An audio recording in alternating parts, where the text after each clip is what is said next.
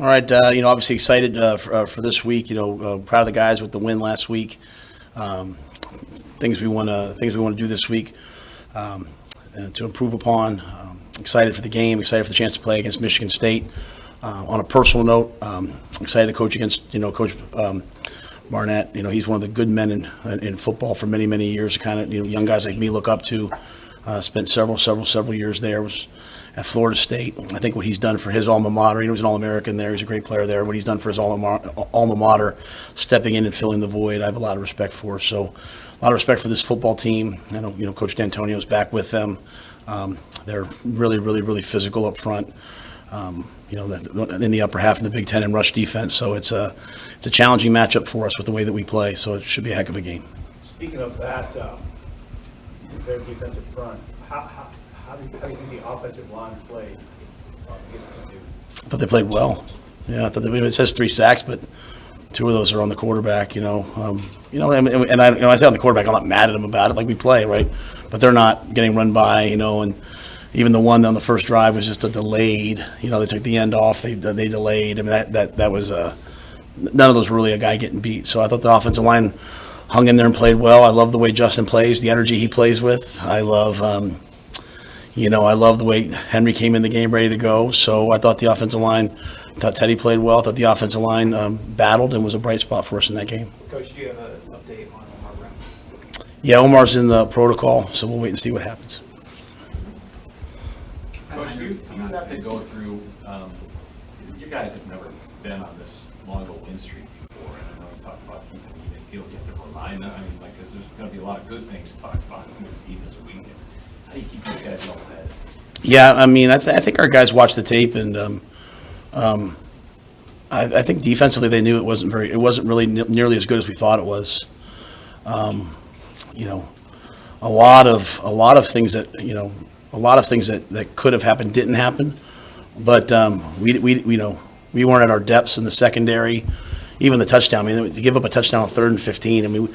Scrambles have really hurt us this year. If there's one thing on defense we have to improve upon, it's our scramble defense, and quarterbacks that scramble have really hurt us and hurt us again in that game. We got some takeaways, which is great. Proud of the guys, but we didn't tackle at the level we've tackled before. And with the back we're going to face this week, EJ had him last year at UConn. Carter, you better tackle. This guy's big and physical and downhill, so we didn't play nearly as well on defense as the stats denoted. Sometimes, and I think in fairness to me, when we've lost, I said, hey, we've done this better than I thought. This was better than I thought. We came in, I think the guys, all of us were kind of like, hey, that really wasn't the level of defense we thought we were playing. So I think there's that. What am I answering your full question? Well, it just as a whole mentally with these guys. Yes. There's going to be a lot of positivity around it, and that's something that these guys truly haven't experienced. Yeah, but I want them to have positivity, right? Right. I think when you come to a place like Nebraska has won so much that in history that if it doesn't look like the 97 team, all I hear people tell me is, well, it was ugly. I'm like, okay, 31-14 wasn't too ugly to me, right? So, everyone, I understand it. I'm not complaining about it. When I say these things, I'm saying it for the players. Right? Everyone has to have a take. I don't know how many people follow you if everything you get up there and say on your things are super positive, right? So you have to find something to talk about, but. I thought we did a lot of positive things in the game. I thought we did a lot of negative things in the game. So it's just the truth's always there, right? Let the tape be the truth, right? So we have the same process on Sundays. Come in and watch the tape. It's almost on the vice versa on offense. I told the offensive guy, I told the staff, I said, I went after the offensive staff up because I want 24 points, and I want 40% on 3rd down, and I want to win the turnover battle. And we scored 24 points on offense. We were 43% on 3rd down, but we lost the turnover battle. So we're last in the nation right now in fumbles. We're last in the nation in fumbles lost. That falls squarely on my head. But a lot of the other things, with the amount of guys down and, to go out there and score 24 points against Purdue, that's not easy to do. Just Purdue can play defense. That number 5, man, something else. Number 4, you're something else, but we knew it going in, right? So to have young receivers go out there and make those plays, I think Jalen Lloyd came to our house on Thursday night. I think he told Julie he was going to score 2 touchdowns. He was a confident little guy. He went out there, and I say little guy in a fun way. He's a grown man, but he went out there and he made plays. So it's just the truth somewhere in the middle, right? It's not Like, hey, the special teams, did they play well or did they not play well?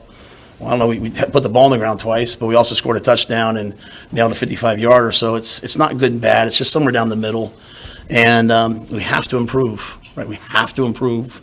We have to improve because these games are going to come down to the fourth quarter, and there's things that we can do better. Being 5-3 and being -9 in turnovers is a testament to what?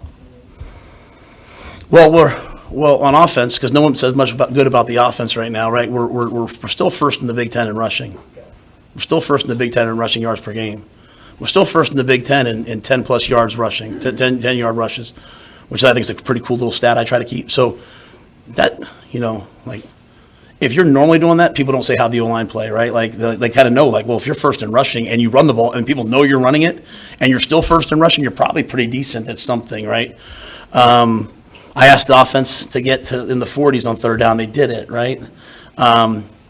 So, I think there's kind of those things. So anytime you're first in rush offense and you're first in rush defense, like, what people say ugly, I think is tough. Does that make sense? Like, whereas people might say, hey, you guys are winning ugly. And trust me, I do know it's ugly. So I'm not saying that. I'm as upset as anything. But the flip side of it is I just think we're kind of a tough team. I kind of like our guys. I think we're kind of a gritty, tough team. And I kind of like running the ball and stopping the run. I kind of think that's pretty cool. You know what I mean? So I think it's a testament to that. I think it's a testament to winning the time of possession. I think it's a testament to playing well on special teams and you block a punt 1 week, you block a field goal 1 week, you score on special teams 1 week. I think it's kind of a testament to that. And what's unique, too, is that we're third, and this could be wrong, so if it's wrong, don't say I lied, just say I was wrong. But I believe we're third in yards per completion in the Big Ten at 12.6, which would usually say, hey, you know what, you should probably throw it a little bit more. And you know what? You're up 21-0 in that game, and we're controlling the game. I'm kind of like, hey, let's just put these guys away. Got too late. We got to some of the inside zone slices that won the game at the end. Great job by Donnie saying, hey, I got the play. And flipped it to the field. Sack called it, and Emmett split it. Probably, if I could go back, we could have got to that earlier. But I think it's just a testament to, like, hey, we're a physical, tough team. You got to want to play us. But we will always have trouble with other tough teams. Michigan State's a tough team. So that's why I think this will be a battle. And I think it'll be a real battle. How did Harburg come in on Sunday feeling after some of the hits that he took? I don't think he felt real good. Yeah, I mean, I love the guy. I love the competitor, right? I kind of said to him what I said to you guys. I didn't want to say anything in here that I wouldn't say to them. I said, well, if the one was your own dang fault, right? Like, don't, and he said, Coach, that guy could have come off the sideline for all I know. I didn't see him. So, I mean, I love the competitor. I think he's caught in the middle right now, and I have to do a better job as a head coach sometimes of, hey, I don't want to slide, but he kind of slows down right before contact. The week before, I thought I was hesitant. This week, I think he's just not quite sure what to do, and he hasn't played a super ton. So we're going to work on that this week because both fumbles, the play was dead. I mean, he knew he was done. We just probably needs to get down on those plays, and not because he's a sheep, but he just probably needs to skip a rock and get an extra yard, and we'll just play 2nd and 9. So we're trying to make sure as a staff, like we took a lot of time this morning as a coaching staff to go back through ourselves and, hey, what are the things that are happening and how do we fix those, right? But he's a little bit beat up. But you know what? He's the quarterback in Nebraska. I know you've been in this league only, I don't know, 6 weeks or whatever it is, but you've watched probably all of the teams. The defenses in this league are just way ahead of the offenses statistically. Why do you think that is? I don't think people understand or value. Maybe we do here, but across the country, the impact of the weather in some of these games and the winds. Like, I mean, those winds, like the ball Tommy picked off. Tommy's gonna want to fight me, but like he threw that into the wind. Now they got behind us a couple of times. They threw another ball. They got behind Giff and cover 2. Giff's a middle run through the two cover 2 safeties jumped 12-yard route. Same thing happened against Michigan, right? On a nice clear 98-degree day, and my man throws a touchdown we catch on our helmet. Same thing happened. Giff makes a heck of a play to bat the ball away, right? But he's also throwing that. Those winds are severe. Like there's times where we're out there and we're like the option pass. We would have preferred to have called that that we hit to Jalen. We were going to call that in the first quarter. You know what I'm saying? Just the wind kind of felt swirling and all those different things. And so now we ended up throwing, that ball with the wind, and I almost looked like maybe it was going to be overthrown at once, but Jalen's so fast. So I think the wind and the elements is a real factor. I think I heard Alvano say it, he kicked a 55-yarder in those elements. It wasn't, 80 degrees in Jacksonville, Florida. So I think those are some of the things that are there. And then, other than that, I don't know. I mean, you see a change in the league now going to some teams that are, going to some teams that are more spread, right? So, Purdue obviously was a spread offense. Wisconsin runs the ball a ton. They have some, a lot more 11 personnel. So, other than that, I don't know. But I do think the weather's a real It's factor. so different from the Big 12, which you were in, though. Yeah, but I mean, we were playing. I mean, there was never a day. There was never a game where the elements ever affected us other than the heat. Like you'd be crazy to be in the Big 12 and not be a tempo team. And we played a game at Baylor. Like it was an 11 o'clock game where they had to remove the cheerleaders from the field because it was unsafe. Our D-line coach's shoes melted into the turf. Like, yeah, okay, so go tempo, run 100 plays, and play against the other team's threes. Is that going to work here? You know what I mean? So it's completely different. I used to beg Mac Rhodes. I say, hey, do me a favor. Like these non-conference games, you need another FBS opponent. Go get someone from the north and make them come down and play in Texas. So it's just that. Like when we start playing teams from warmer climates, I'm not saying I'm hoping they come in here in November. You know what I mean? So there's just different things, different places, right? And so that's why NFL teams, I think, love Big Ten. From what the guys I talk to, love Big Ten O-linemen, because they know that hey, they can handle these elements. They can play in the cold. And we've played in 43 degrees. We've played in 32 degrees already. I mean, it's a challenge. Will Marquise Buford be available? And with the 4 games left to go, how much flexibility do you have with some of these younger linemen now, like Sledge and Gatula, and other guys that have a red shirt still that you use? Yeah, Sledge and Gatula would be up for these next 4 games if needed, if they're needed on the PAT field goal team or if we have an injury so they're ready to go. So that was kind of the plan all along. Keys tried to practice a little bit last week, was sore each day afterwards. So, I don't know if he'll be ready to go or not this week. We'll have to wait and see. Probably be a game time decision, in terms of, hey, he wants to go, but is he ready to go? But, we'll practice him. And really, I wouldn't know anything until we'll have Tuesday practice. Can he practice on Wednesday? And then after he goes Tuesday, Wednesday, how does he feel on Thursday? Because the last thing I want to do is in any way do anything to hurt Marquise Buford. I mean, he's not only a talented player, but a great teammate. And it's really interesting to see him because he's been kind of like in the mix but off to the side. And so his perspective, I think, on football is really cool right now because he kind of sees it sometimes as a coach and sometimes as a player. So I'd love to get him back out there, but I don't know that he'll be ready this week. I'm not sure. What does Quentin Newsom mean to this team, Matt? He was named Big Ten Special Teams Player. Yeah, very fired up for Quentin, and I should have said that in my opening remarks. They told me that earlier. If he doesn't jump on that fumble, the game might be different on the punt return, right? But the fact that you have a senior who's out there playing on the punt return team, I think that who speaks a lot to him. He's an NFL player, and he's out there playing on the punt return team. That we can make you do that, but we're not making him do that. He's helping the team, so I appreciate that. I appreciate what he did on the field goal block. I mean, he's exactly where he's supposed to be. But then he also brings his own unique talents. Like Willie Mays caught that ball right over the top of his head. So excellent play. So he's a great competitor, fiery. I think the guys respect him. We can't play defense the way we're playing without guys who can play man. And him and Tommy and Malcolm and Giff and Omar and Phelan, they're doing a great job. How do you approach things right now with Jeff Sims? Obviously, there's scenarios where you could need him. What is his confidence like when he's only played a couple of times since week 2 and hasn't had the outcomes that he would like? I don't know what his. I wouldn't want to speak for him. I just know that Jeff puts as much time in as anybody else. Tough scenario to get put into. Like, hey, go in there. Hey, all of a sudden you're going there to play, and it's not like you're going in there to toss the ball around, which is usually as the quarterback what you're going to do. We put him in there and we ran him. So I have a lot of confidence in Jeff Sims. I think Jeff is a competitor.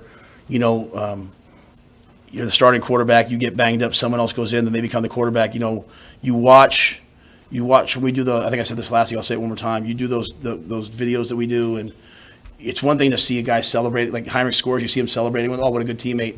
I watched and saw when he threw the ball to Malachi on the sidelines. They showed the cinematic view, and as he dropped back, you could see Jeff putting his hands up like touchdown as it happened because Jeff cares about the team, and So I have nothing but the greatest of respect and admiration for Jeff, and he's ready. When his number is called, he's ready. And Chubba is back to form, and I'd have no problem putting Chubba in the game. So we have three really good quarterbacks. To me, the fumbles are something that falls on me. How have you seen Emmett Johnson kind of grow into his role over the last couple of weeks, and what do you expect from him? Yeah, I think Emmett's the guy that can do the most things, and I don't want to say that bad about anyone else. I just think he's really versatile, right? He can catch the ball out of the backfield. He can run between the tackles. He can run outside the tackles. He can run in 4 minutes because he's going to have excellent ball security. But he also picks up the blitzes, and so on the one drive where it was 14 plays, 12 plays, whatever it was, that was a couple different third down conversions. That's a third down conversion to Jaden Doss, where they blitz the linebacker and Emmett steps up and strikes him and blocks him.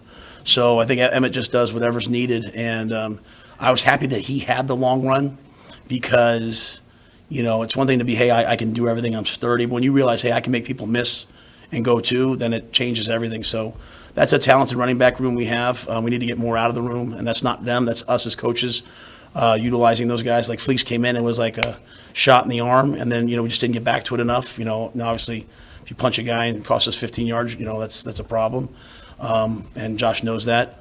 But I think we just have a lot of good players in that room, and Emmett just being really versatile to help us in a lot of different ways. Going back to your time at Temple and Baylor, your first year here, you've already exceeded, the win totals in the first year at those places, but now you're kind of hovering around the success and the wins that you have in the second years at those programs. Is there any similarities between your second years at Temple and Baylor compared to your first year here in terms of just the teams? I think the difference there those years was we were very up and down week to week, right? Like, we'd win a game. Like Baylor the second year, we'd win a game, we'd lose a game. Like, we lost 66-33 at Oklahoma, and Lincoln Riley, the good man that he is, basically took a knee to not make it 70. Kyler Murray is the greatest player I've ever seen on the football field. We hung in there for a long time, and they just took off. And then we came back the next week, and we upset Kansas State. And then we go to West Virginia, we get our brains beat in on a Thursday night, and we come back the next week and we upset Oklahoma State. So it was just, we were very much like this, like trying to learn how to win. Whereas these guys, and at Temple, I can't remember the second year, you have to forgive me. I think we had like a run, I think we got off to a really good start. I think we were 4-2, and then we just fought to get wins down the stretch. I think the difference with these guys is they understand the process, and they're much more process oriented, right? Like these guys, like they do exactly what we ask. They are bought into what we're asking them to do.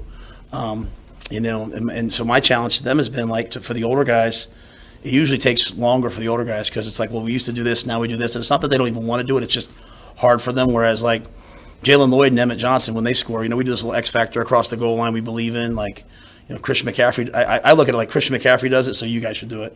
And you see when Heinrich scores, he does it. You see when Jalen scores, he does it. You see when Emmett scores. So the young players, it's just kind of all they know, and this is the process. The older guys have to kind of learn a new process, and my challenge to them has been, man, double down on it one more time here and see what you can do. See if you can go get another win this week. See if you can go 1-0. Truly be 1-0 mindset, right? Truly, don't say, yeah, we'd love to get X, Y, and Z done, but we're going to try to go 1-0 this week. Just truly buy into that process of, man, what do we have to do this week to play well? So they're far ahead of where we were in our second years at Temple and Baylor. What is the X factor you're talking about? Yeah, we just, we hold the ball. They say 4 points of ball security. We talk about a fifth point, when anytime you're in traffic or in 4 minute, the Minnesota fumble, the Illinois fumbles, those all should have been a fifth point of ball security. So we call it the X factor because you're making an X, right? And so anytime you're going to hit me, and I always want the ball in the opposite arm so I can stiff arm you and protect myself. Anytime that my arm's here, I go to X factor. So Heinrich, the guy was to his arm, he should have just gone X factor and that wouldn't have happened, right? So it's all technical. It's not that the guys don't care. It's all technical. A lot of our fumbles have come from snaps. It's all technical. It's seeing the ball in. It's making a good snap. But yeah, so it's just what we do is we always say hey, when you break a long run, right? When you break a long run, if there's any chance they haven't knocked the ball, they're running from behind. It's always the guy you don't see. So we just X factor going across the goal line, and it's just a statement that hey, anytime we're inside the 5, we're going to do that. So. We still have guys, some of our older guys, they still want to reach the ball across the goal line. They still want to do those things. Our young guys know that that's not what we do. And so, I I mean, my wife told me I'm a jerk because I yelled at Quentin and Tommy for high five, and she's like, "Oh, they're having fun." And I'm, just like, there was not too long ago, you guys were asking me about all the close losses, like, oh, the close losses. The close losses come from reacting instead of having a process. Like, this is what we do. We do this, and just do it even when you think it's stupid. So when I see Emmett and Jalen do that, I'm proud because it's like, hey, they're just doing what we do, not making a decision. Should I do it now? Should I not do it then? And to me, like, we've gone from talking about close losses to ugly 31-14 wins. Now this could be a close loss this week, so we have to fight the fight of the process, and that's and the process sounds so stupid, but it's just really just doing what we're supposed to do. Hey, you've been in this facility now for, 2 months. What do you like most about the new building? Well, I haven't been in it. I'm still in my old office and all those things, so I'm excited to get into those new things. I just love the commitment to recovery for our guys. You could tell right now, like you could probably tell I haven't slept much since the game on Saturday. So I love, like, on Friday I can go in and when the players aren't there, I can go in and use a float tank, right, and reset my whatever it is, sympathetic or parasympathetic, whatever. I can get 4 hours of sleep in 60 minutes. I love the fact that our players can go in there and they can use infrared to reduce inflammation. I love the fact that there's traction tables. I love the fact that there's resistance pools and cold tubs and hot tubs and dry saunas and infrared saunas and dry flow tanks and wet flow tanks, and all those things I think makes their bodies better. A lot of places have them, but they don't have the commitment from the players. Our players are amazing, and Mitch Cholowinski and his staff do a great job of not enforcing but teaching, and I think it helps our guys' brains. It helps them handle, like you talk about the stress of the season, having these recovery modalities. So whereas, when I got here, people would talk to me about, all they wanted to do was talk about the building was the recruiting path and recruiting this and recruiting that. Nothing recruits better than players who are happy. And so I love the fact that our players are in there. I only go into the locker room, on game day. The locker room's pretty cool. I just love the other stuff. So you're still, like, kind of, your office is over here. Oh, yeah. When does that switch over? Whenever they get the building done, I think we made a change. It just philosophically, kind of like as we were kind of going down the spring, I was like, just get the players in. To me, the program's all about the players. Like I don't care what office. I can work out of a Starbucks. Like, to me, it's like just get the players in. So we, all the fine people that worked on it did all that to get that ready. So I think later this semester, and I wouldn't really, even if it was ready right now, I wouldn't move my office in the middle of the season. We moved the meeting room. So our guys, they practice over there. They kind of come up the tunnel walk and they come in here and they do their meetings over where they used to. And Kristen, our performance nutritionist, does an amazing job of feeding them all these different places. So it's worked really well. From your experience, when you face a team like Michigan State, they've lost 6 in a row. When you've seen those teams in the past that have gone through some struggles, are there any hidden dangers that you may not see when you look at their record that exist in these kind of games? Yeah, it's just if you, again, it's going to sound like I hate when I sound like a coach, but it's like it's just if you don't do the process, it's just expectation, right? If you saw me and I gave you $100, you'd be like, wow, thanks, Matt. And you saw me the next day, I gave you $100 again, you'd be like, geez. And then the third day, you'd be looking for me and I gave you $100. And then all of a sudden, a week later, I walked by and didn't give you $100. You'd kind of be like, well, what's the deal? And then if I didn't give you $100 the next day, you'd probably be upset with me, right? Because you start to expect things. So if we expect that the game's going to go one way and it doesn't, then sometimes we're caught, right? So we expect every game to come down to the very last play, and we've got to throw a Hail Mary, kick the game-winning field goal, or make a 4th and 1 stop to win the game. And that way, nothing ever bothers you. Hey, we're expected to be down 21-0 going into the fourth quarter, and we're going to go rally, and we're going to win 22-21. Like, it's just what do you expect? And so when you look at people's records, if they have a great record, sometimes you're like, oh, geez, this is going to be really hard. You expect it, and then all of a sudden, sometimes you miss an opportunity to go play well. When you look at people's records, you say, oh, they haven't won. You expect, the opposite. Like, I knew Northwestern was a good team. People are saying like, well, who have they really? Northwestern's a good team. Just look at the football. So that's the danger. But also like think about the men in that Michigan State locker room and what they've accomplished over the years. Think about the last time we went there, right? We had it almost won, and we lost it in the fourth quarter, right on special teams play. So think about, like I said, think about Coach Barnett, All-American there, spends 15 years of service, steps in as the interim head coach. Maybe he'll get the head coaching job, I don't know, but his last game as head coach, this is their last game at home. How would you coach? You know what I'm saying? How would you play if you're senior, if you're those seniors and you didn't go in the portal and you decided to stay and fight for your team? Like, I said the same thing about Northwestern. You know, I said, hey, look at what Northwestern, how they banded together with an interim coach, and that, you know, they battled us to the very end, and then they went out the next week after that kind of tough loss to us. They went out the next week and they beat Maryland, who's 5-2. So it's expectations, and I know those men on that staff. I know Coach D'Antonio. I know the guys that are there. I watch the way they play, and you know, we would be nuts to not expect to have to win the game on the last play of the game. One or two more. In terms of recruiting and class sizes, did you see this 2024 class getting up to 30 guys, and 25 to 30, is that a good target range for your classes generally? I think every year is different. You know, I think, like I said, this is a unique time still with the COVID year still out there and different challenges. So I think, you know, I personally have always believed like your first two classes are so important to set the foundation for what you're going to do. I think when you look at the guys that came in last year, as I said after the game, you know, when I called the freshmen up to eat, I was like, geez, like, we got some good players.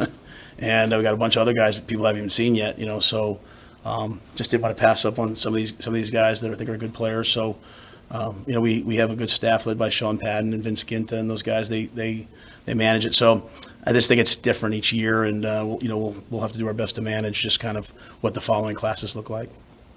Emmett scored that touchdown late. That's what you want, right? You want the offense to finish like that. Does the offensive line need something like that right now, or is it confident enough? I think it's confident enough. I think, geez, what week was it, man? I think the Illinois week was the week where they just decided to like block out the noise and just go play. Don't worry about some of the things we've talked about in here. Don't worry about how someone else graded them. Don't worry about what people are saying. And you're facing a D line, with 4-88 and the guys that they had at Illinois, and we got up in that game. So I think we needed that. And then, in that game against Illinois, twice we had the ball down there inside the red zone. We could have scored that touchdown to put the game away, and we had the fumbling issues there, right, and penalties. So to have that happen again this game, I literally showed them the Illinois fourth quarter of the team, and I showed them our fourth quarter. We haven't improved it until we hit that play, right? And so to hit that long run, we talk about a fourth quarter shutout a lot. That's one of the goals of our program, and that includes 75 yards rushing in the fourth quarter. I don't have it in front of me. I think Sean said at the time it was 76 yards rushing in the fourth quarter that we had. That's a big deal, right? That's a really big deal.